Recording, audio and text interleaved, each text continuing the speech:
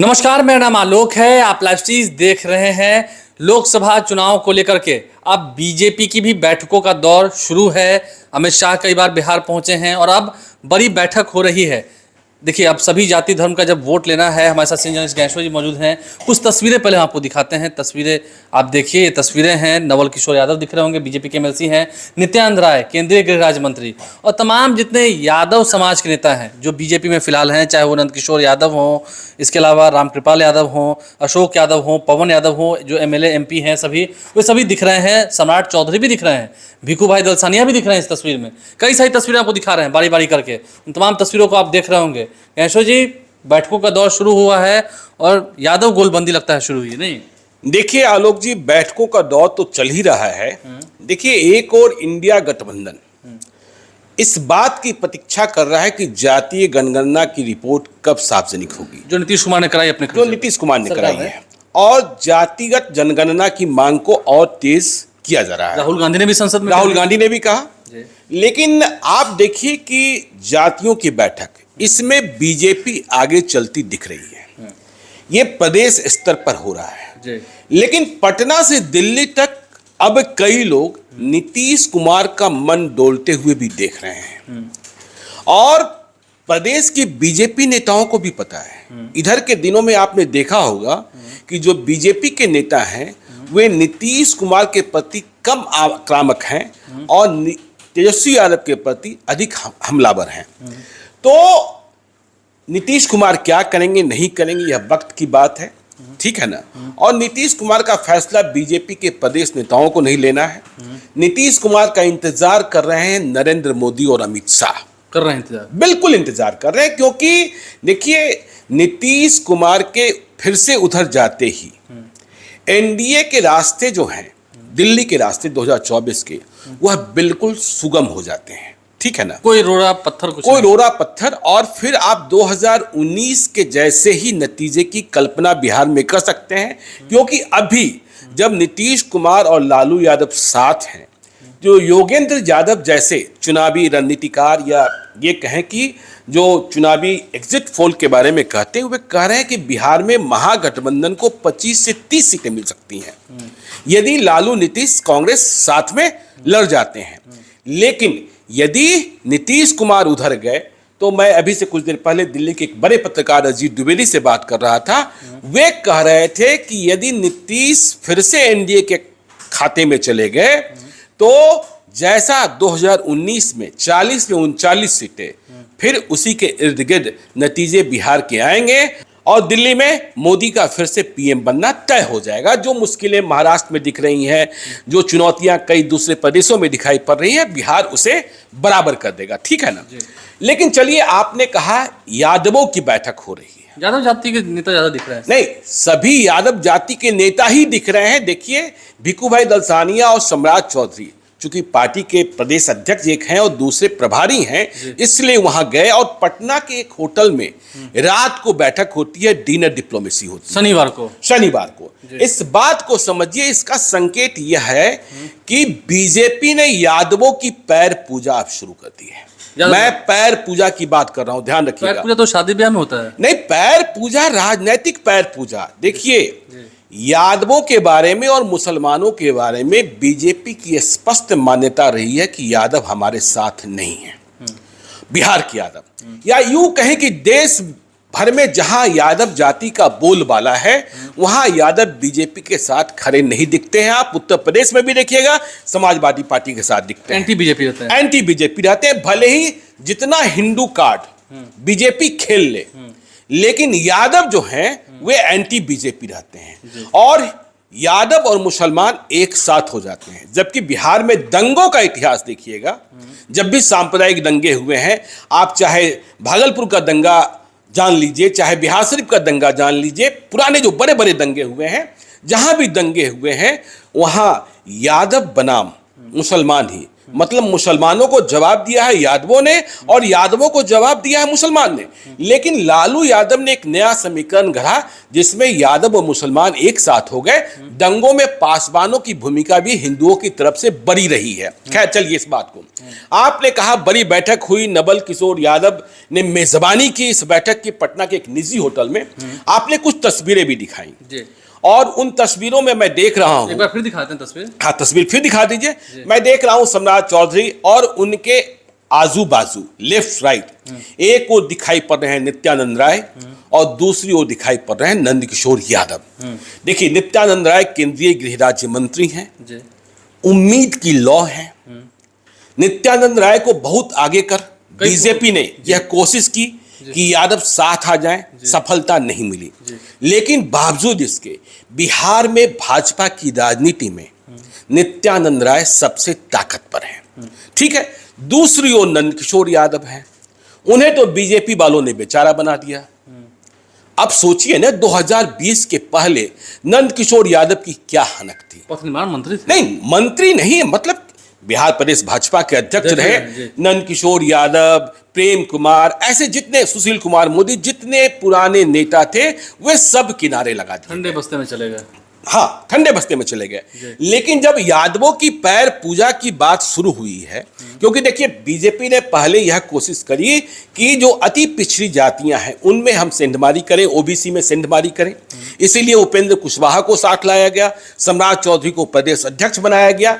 लेकिन इससे भी बात नहीं बनी तो अब यादवों पर देखिए, यादवों के प्रति कितनी मेहरबान बीजेपी रही है इस बात से समझिए कि जब बिहार भाजपा के प्रदेश पदाधिकारियों की घोषणा हुई तो बिहार की सबसे बड़ी पिछड़ी जाति यादव जाति को सिर्फ एक पद मिला, बस एक सीट। बस एक सीट, यादवों की चिंता ही नहीं। लेकिन बात समझ में ये आती है नीतीश कुमार साथ आए ना आए, देखिए राजपूत जाति के सबसे अधिक सांसद, इसके बाद यादव ही सबसे अधिक सांसद है, 3 बीजेपी से, नित्यानंद राय, अशोक यादव और रामकृपाल यादव, ये तीनों इस बैठक में आपको शामिल दिखाई पड़े, जबकि समीकरण अलग अलग हैं। यदि आप पाटलिपुत्रा की बात करें जहां से रामकृपाल यादव चुनाव जीतते हैं, क्या नवल किशोर यादव के मन में पाटलिपुत्रा सीट नहीं है?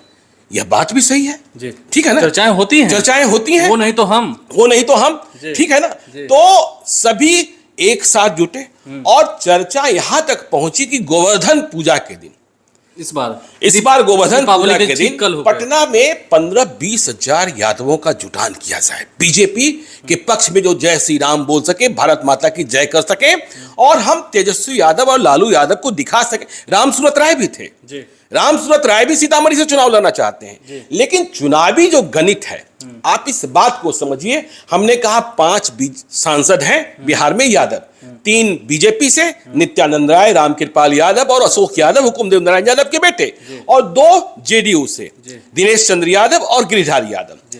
लेकिन यदि आप इनके क्षेत्रों को समझेंगे तो आपको यह बात समझ में आएगी कि ये चुनाव जीते हैं तो इसकी वजह दूसरी रही है।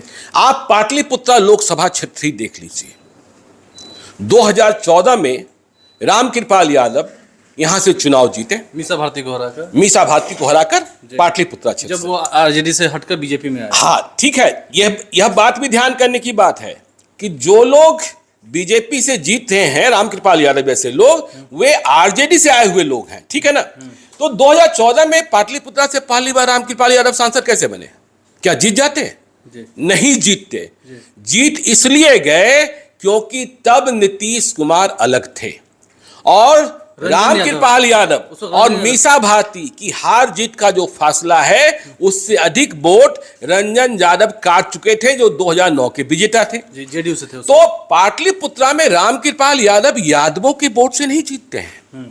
यादवों का वोट जो उन्हें प्राप्त होता है उनके व्यक्तिगत संबंध होते हैं, जो व्यक्तिगत संबंध, आप कहीं भी जाए हम आपके साथ हैं। हाँ, जो गैर यादव वोट हैं, पाटलिपुत्रा लोकसभा क्षेत्र जो है वो पुराना जैसा नहीं रहा है। दानापुर से लेकर बेहटा से लेकर नहीं, वहां नई आबादी और मिक्स पॉपुलेशन सभी जातियों की, तो जो वहां एंटी यादव वोट है वो वोट बीजेपी की उम्मीदवार होने के नाते रामकृपाल यादव को मिल जाता है, इसलिए वो चुनाव जीत जाते हैं। तो देखिए अब बीजेपी, अभी तो हम माइनस नीतीश कुमार की बात करें कि बीजेपी की चिंता ये है कि अब तो लालू और नीतीश दोनों एक साथ हैं। यदि नीतीश नहीं आए तो पहले अलग अलग। हाँ, और साथ में माले भी। देखिए, गरीब गुरबा की पार्टी जी। जो हार जीत का फासला रहा है 20,000, 30,000, 40,000, इस फासले को तो बहुत जल्दी में संतुलित कर सकते हैं। इसलिए यादवों को किसी न किसी रूप में अपने पक्ष में करना बहुत आवश्यक। अब देखिए, नित्यानंद राय उजियारपुर लोकसभा क्षेत्र 2014 में कैसे जीत गए वहां। उजियारपुर लोकसभा क्षेत्र का समीकरण भी समझिए। उजियारपुर लोकसभा क्षेत्र का समीकरण ऐसा है कि वहां यादव बनाम कुशवाहा है, ठीक है। तो नित्यानंद राय यादव और उनके खिलाफ खड़े होते हैं कुशवाहा। आलोक मेहता भी खड़े हुए। आलोक मेहता भी खड़े हुए, नित्यानंद राय भी खड़े हुए जब महागठबंधन में चले गए। उपेंद्र कुशवाहा भी एक वक्त उनके सामने खड़े हुए। हाँ, माफ कीजिएगा, उपेंद्र कुशवाहा नित्यानंद राय के सामने, ठीक है ना। तो वहां यादव बनाम कुशवाहा 2014 में नित्यानंद राय चुनाव नहीं जीतते यदि नीतीश कुमार अलग नहीं लड़ रहे होते। नीतीश कुमार यदि 2014 में लालू यादव के साथ होते और सुमेध देवी को उम्मीदवार नहीं बनाया होता, करीब 1 लाख मत ले आई थी, तो फिर इनका जितना मुश्किल होता।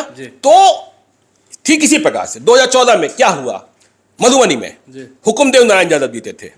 19 में फिर अशोक यादव जीते। नहीं, हुकुमदेव नारायण यादव जीते, अब्दुल बारी सिद्दीकी चुनाव हारे, और गुलाम गौस ने इतना, जदयू अलग लड़ रही थी, गुलाम गौस ने इतना मत काट लिया कि हुकुमदेव नारायण यादव जीत गए। 2019 की आप बात करें, देखिए 2019 में तो मधुबनी में आरजेडी को कोई मजबूत उम्मीदवार मिल ही नहीं रहा था। यह सीट दे दी गई वीआईपी को, और बद्री पूर्वे बहुत पॉपुलर नहीं थे, अनजान चेहरे थे, पहले हाथ पर फेंक चुके थे, ठीक है ना। उनके फोन पर घंटी बजने लगी थी कि इस काम के लिए भाई मुझे फोन मत करो, चुनाव के पहले ही। तो वहां लंबा फासला हो गया, और 2019 के चुनाव में सर्जिकल स्ट्राइक और आतंकी हमले, हाँ, मोदी मैजिक, ये सब भी चल रहा था। तो नीतीश कुमार भी साथ थे। तो देखिए, जब नीतीश कुमार अलग होंगे तो इन क्षेत्रों में लड़ाई बहुत कठिन हो जाएगी, चाहे वो उजियारपुर हो, चाहे वो मधुबनी हो, चाहे वो पाटलिपुत्र हो, ठीक है, लड़ाई बहुत कठिन हो जाएगी। लेकिन अब देखना होगा कि उजियारपुर में, देखिए, अब आलोक मेहता के बारे में भी कई तरीके की चर्चाएं हैं।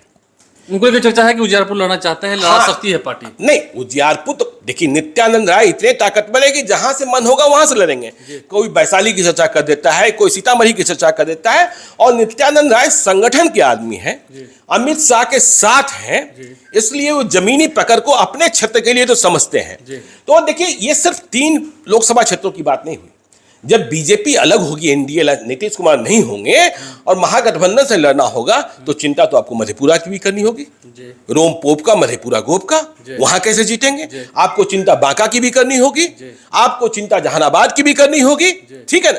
तो यादवों को साधने का काम, और 2024 छोड़िए, 2025 की सत्ता भी अभी स्ट्रेटजी तय हुई। हाँ, स्ट्रेटजी तय होगी। 25 में तो बिना यादव के फिर होना भी नहीं होना है। नवादा, अब नवादा की बात कर ले, ठीक है, आप भूमियार उम्मीदवार दे देंगे, लेकिन वहां जीत के लिए यादवों का समर्थन कुछ ना कुछ जरूरी है, ठीक है।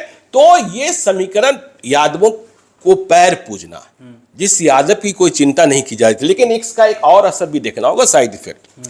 यदि यादवों को बीजेपी ने बहुत अधिक तवज्जो दिया, तो उनके साथ जो खड़ी जातियां हैं, जो सबंध जातियां हैं, जहां भूमियार बनाम यादव, यादव बनाम भूमियार, तो वो बिकेंगी।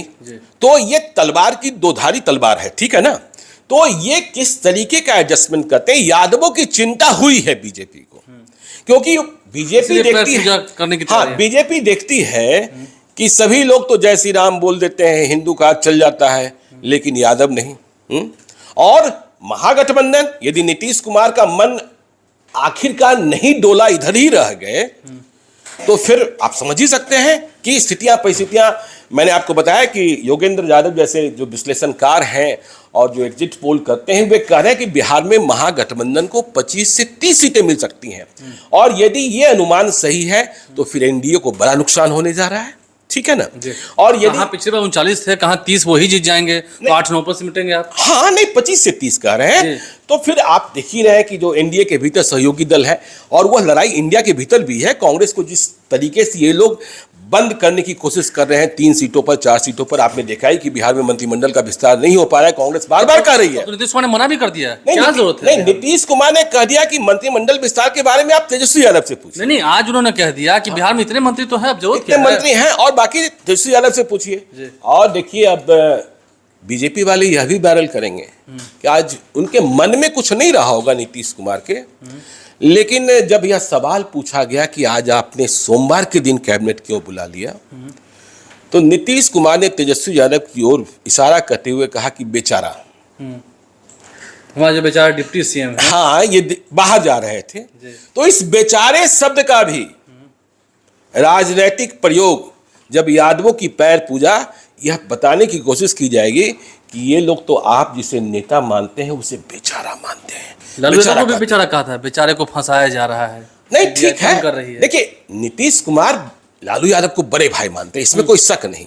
उनके मन में कुछ नहीं रहा होगा कि हाँ, हमें बेचारा कुछ साबित करना है। हाँ हाँ, मतलब आप प्यार में नहीं कह देते हैं, अरे उस बेचारे को छोड़ दीजिए ना, हमसे बात कर लीजिए ना, तो यही बात रही होगी। लेकिन बड़ी बात है कि यादवों की पैर पूजा करने की कोशिश बीजेपी ने शुरू की है, क्योंकि 2024 की नैया बिहार में यदि इंडिया गठबंधन बरकरार रहता है, नीतीश कुमार लालू यादव के साथ रहते हैं, तो बहुत ही कठिन है एनडीए के लिए बिहार की डगर, समझे।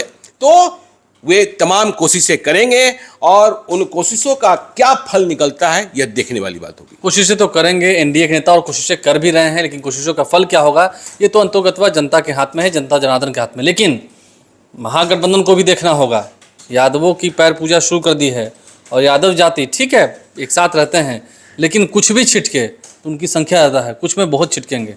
तब यदि कुछ भी छिटके तब तो फिर वो तेजस्वी और लालू यादव की राजनीति का अंत लिखे जाने का अध्याय प्रारंभ हो जाएगा। समझ सकते हैं आप लाइव स्ट्रीम से बने रहें, हमारे चैनल को सब्सक्राइब कर लें, साथ साथ फेसबुक पेज भी लाइक करें। धन्यवाद।